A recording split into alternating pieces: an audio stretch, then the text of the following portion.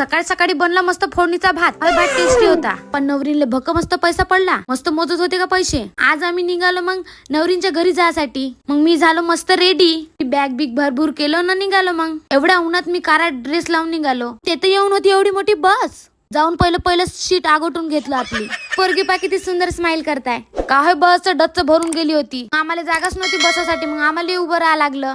मस्त गाणे म्हणत गेलो का. नवरींचं गाव होतं जीवती. खाईतून फेकलं तर कोणालाच भेटत नाही. मस्त मोठी जात खाई होती. आता पोचलो आम्ही नवरींच्या गावाले लोल्डो.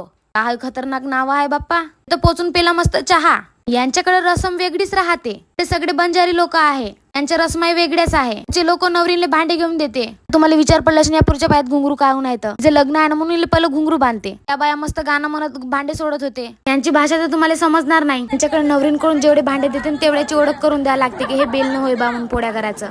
त्या सामानाची ओळख करून देते. हे म्हणत आहे पोरीचा हात लासला नाही पाहिजे म्हणून सांशी दिली आहे म्हणून. त्याच्यात सांगत आहे हे गडू आहे, गडूतलं पाणी ग्लासात टाकून प्यायचं बा म्हणून. तर कॉमेडी होते. मला दाखवतो इकडचे घर कसे आहेत. इकडचे गावं असे आहे ना, पाण्याची सोय आहे ना लाईटाची, पण घर पाण्याला आहे एक नंबर. मला तर मस्तच आवडले बा. जाऊशाच नाही वाटत तिथून. तर टुराट्या गिराट्या टाकून होत्या वरत. गावात लाईनणार आहे तर इकडच्या बाया लवकरच जेवण बनवते. ह्या बाईने मस्त भाकऱ्या बनवत होत्या चुलीवर. ते पाहून बडे असं वाटलं. दुसऱ्या त्याच्या घरी जाऊन मस्त चहा पेलो. एक पोरगा मस्त आंबा आणून देत होता मला. म्हणून त्यांच्याकडे लाईनणार आहेत तर पहा अंधारात. बस तरी बस मध्ये बसून निघालो आपल्या घरी. टाटा भेट.